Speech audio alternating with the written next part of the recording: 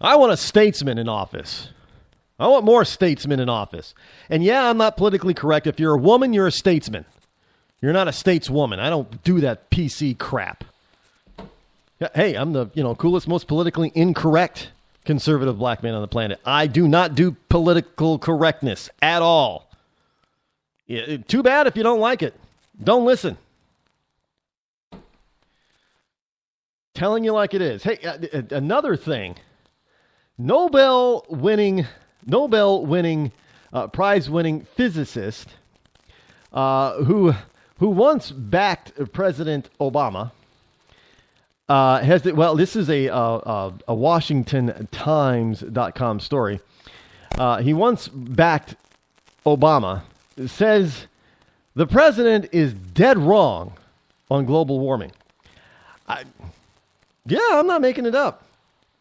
A Nobel laureate who supported President Obama in his first presidential campaign now says the Democratic president is dead wrong on global warming.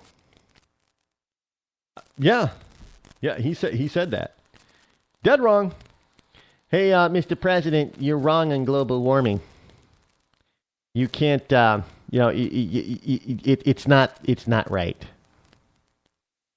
And it's not right for a reason. Because he's using science. I'm just saying, he's using science. It's not. I guess he was giving a speech. And he says, his name is Ivar Giver, Giaever, a scientist who shared the 1973 Nobel Prize in Physics, challenged Mr. Obama in a July 1st speech at the 65th Lindau Nobel Laureate meeting in Lindau, Germany.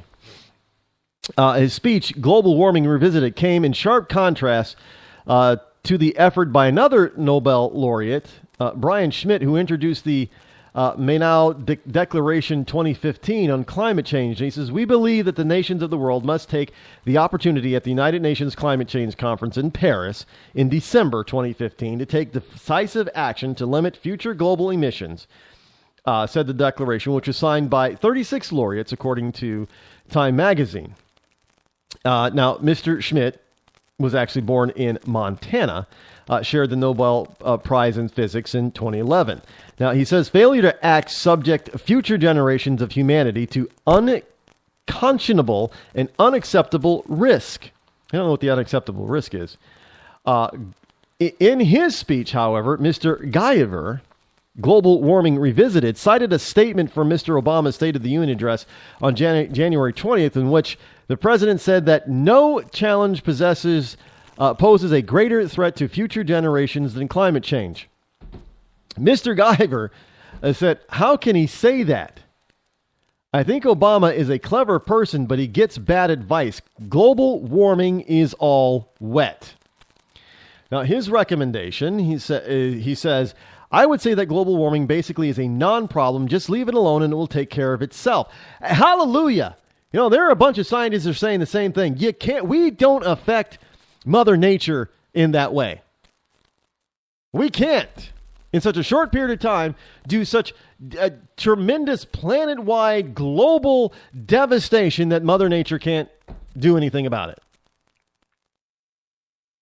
Now, Mr. Giver, Norwegian, was one of the more than 70 Nobel laureates in science who signed a letter in 2008 endorsing Mr. Obama's presidential campaign. Yeah, foreigners endorsing somebody for us to elect. That's just wonderful. But he has since taken a more skeptical view of the so-called scientific consensus on climate. Look, science is not built on consensus, by the way. Let me just throw that in there.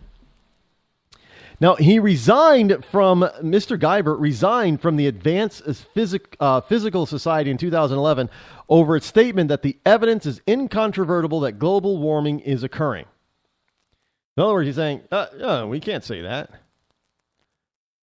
And he goes on to say, Obama said last year that 2014 is the hottest year ever, but it's not true. It's not the hottest. Mr. Giver said, arguing that the mean global temperature has not risen in nearly 19 years. Here is a well-educated Nobel laureate who's looking at the data and scratching his head and saying, wait a minute. The mean temperature hasn't risen in 19 years. There is no global warming happening, and this is not the hottest year on record. And you know what? Over the past couple of years, I would like you to, I don't know, when, we've had, last 2 or 3 years, we've had some record cold, record snow accumulation during the winter. Now, 2 years ago, you had Eastern Europe and Northern Europe that was under a 2-month icy grip. It was 50 below in Siberia, Russia for days on end. That's global warming? Oh, look, the temperature, it rise from minus 50 to minus 25. Yeah, we got global warming. We knew it. Oh, we're going to all die. He cited data showing from 1898 to 1998, the global temperature increased by about 0.8 degrees Fahrenheit, arguing, I think the temperature has been amazingly stable, actually. He also challenged those who say that the climate change has resulted in extreme weather, which he dismissed as an effort to scare people. I have been saying this all along. Oh, no, but we're told, no. All of these wonderful, beautiful scientists, they all agree that man-made global warming is a reality and that we're the ones doing the damage. And you don't hear very many, you don't see a microphone put in front of the faces of any real supposed quote-unquote scientist who disagrees with the premise of man-made global warming. Oh, no. You can't break from the mold. You can't break from the consensus. That's just not doable. And here he's being plain. And much like Donald Trump. Oh, this is just an effort to scare people. Hello? Although I think that Donald kind of believes in global warming, doesn't he? I don't know his position on that, on man-made climate change. I think he believes in it. He thinks we ought to do something about it. I guess, I don't know. But like I said, I don't agree with everything that the man says or does, but at least he's very outspoken and bold about it. And here you got a laureate scientist saying, God, there's no extreme weather. This is just an effort to scare people. And the contention that sea levels are rising unusually quickly, saying that there is no unusual rise in sea level. What did I tell you, folks? If you've listened to the show long enough, I've been saying there is no, because if we've had all of this rise in sea level, why aren't our coastal towns and cities underwater by now? None of them are. I told you there is no rising sea. In fact, with all this polar ice that's been on the two caps over the past couple of years, the sea levels have actually dropped. You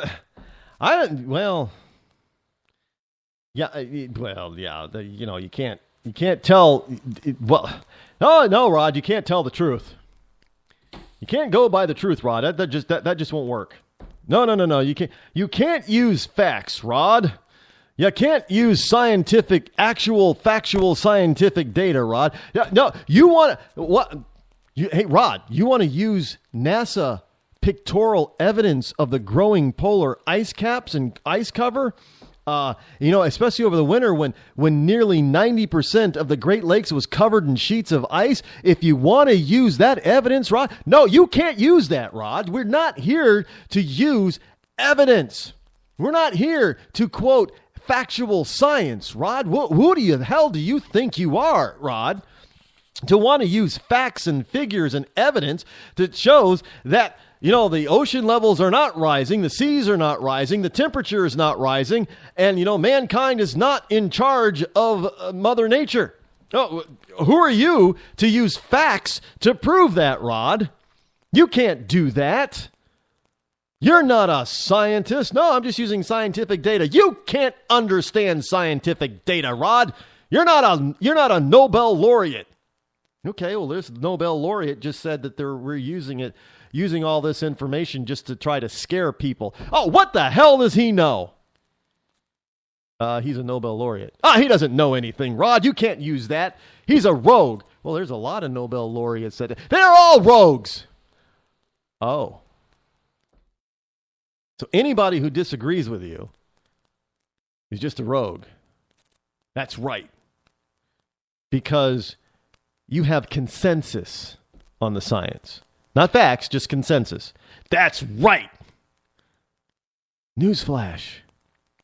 Science is not based on consensus. It's based on fact. Well, no, we're using the consensus model. Okay, I think I can get a lot of scientists together. We can just come up with a consensus that gravity isn't really gravity. Well, no, you can't do that. Well, if we all have a consensus that it's not, wouldn't that be true? Well, no. Because we have facts about gravity. No. The facts don't matter, man. I can get together a bunch of Nobel laureate scientists and we could convince the people through scientific consensus that gravity is not really gravity. That it is not the force that keeps people on the ground. Yep. Why not? We can produce all kinds of scientific evidence to prove it, right? Or, well, to at least say that we prove it. And we come together and we have world conferences with the United Nations that talk about this whole gravity thing. Oh my goodness, if we don't try to figure out what real gravity is really about, we might end up with a planet that has too much gravity. We could be causing gravity to increase and that's why people are getting fatter, is they're not really getting fatter, it's just the gravity's increasing, which causes them to weigh more.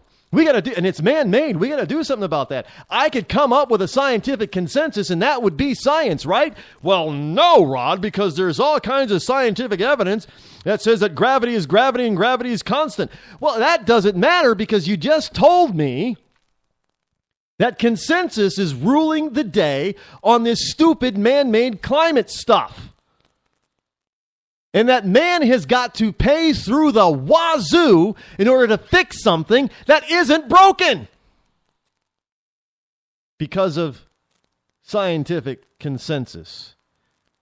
Oh, now, Rod, you're just being absurd. Yes, I'm being absurd to illustrate the absurd. And frankly, Mr. Guyver has just called you all out and said that you're all pretty absurd over man-made global warming. Don't you love it? That's a piece of good news right there. Again, that stuff you just can't make up. Now, I'm glad that was the last story I'm bringing to you today because now that kind of puts a smile on my face. I'm smiling from ear to yeah. I don't have a cam, whatever Rush has. I don't have a ditto cam in the Bunker Eyes home studio, and I'll never get one. But you know what? Just makes me happy that there is hope for mankind yet when you have somebody that actually stands up and tells you like it is, you guys are just using all this global warming stuff to try to scare people. That's the truth. Well, out of time for the day. We'll be back here tomorrow, folks. I'm Rod Eccles. This has been the Rod Eccles Show. Thanks for joining me. I'm out.